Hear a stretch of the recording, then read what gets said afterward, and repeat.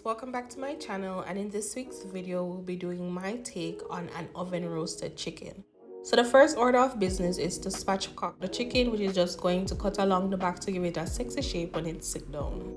We're going to clean the meat and I'm scraping along the skin. So I want to make sure that the skin is cleaned properly. I'm cutting away fat from the chicken, getting rid of all that guts and whatever that might be inside the chicken. After which I'm going to allow the meat to submerge in some vinegar water for about 10 minutes. Then I'm going to pat dry, poke it with a knife before I add some dried seasonings to it. I need to ensure that I rub that dry mixture in as best as possible, and then I'm going to add a little homemade jerk seasoning and allow this to marinate overnight.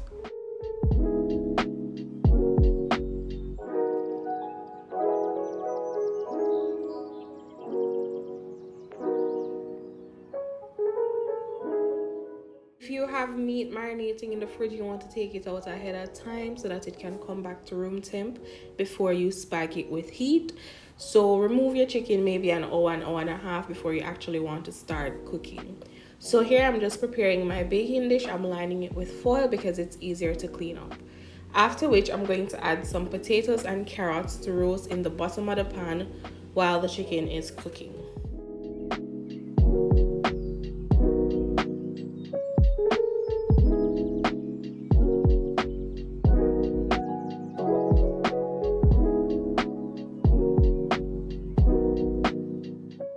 Now it is time for our main attraction, which is our beautiful bird. It takes me a while to position the bird how I'd like, so the following clips are just me trying to fix the chicken how I'd like it to look.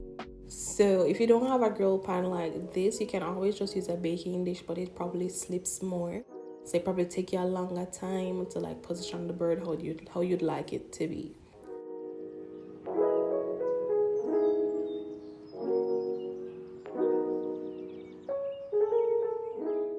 After you're satisfied with the position of your bird, you're going to take a knife and slit the region between the leg and thigh, that little skin area, and stick the wingtip in. This is going to prevent the tip of the wing from burning, and it also just adds to the sexy look of the bird. After that, we're going to pat dry any of the moisture that's on top because we want the skin to crisp up, so that little moisture just needs to be removed. So just gently pat away the moisture. It's fine. The seasonings have marinated, so you're not rubbing off the seasoning. And then we're going to put it in the oven.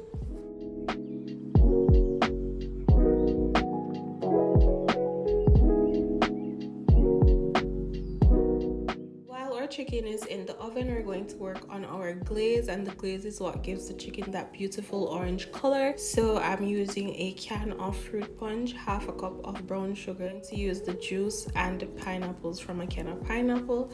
I'm going to allow this to cook and simmer until it thickens, and once it thickens, you're pretty much good to go.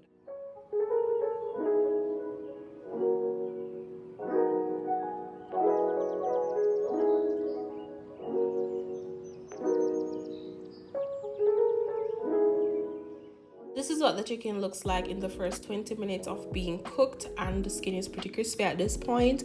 I am going to brush some of the seasonings that was on it, or it being marinated in, onto the skin and put it back into the oven. I flipped it, as in I turned it around before placing it back.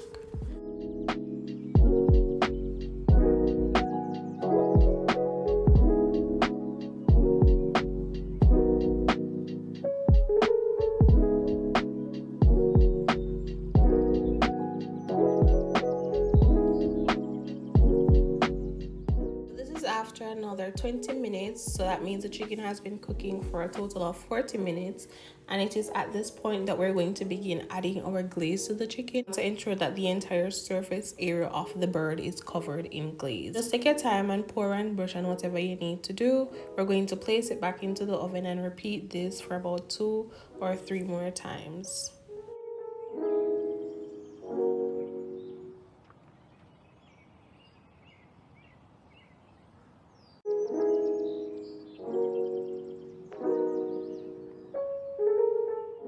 This was the final coating of glaze, and I allowed the chicken to cook for an additional 10 minutes, and that was the end of cooking our beautiful bird. Our bird is done cooking.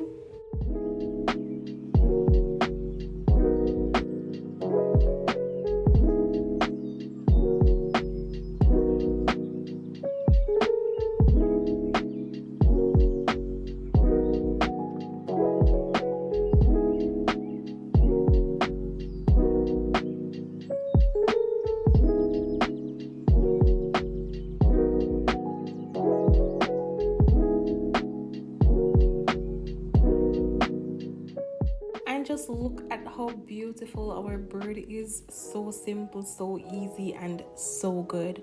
This brings us to the end of the video. I do hope you enjoyed. Don't forget to like, comment, share, and subscribe.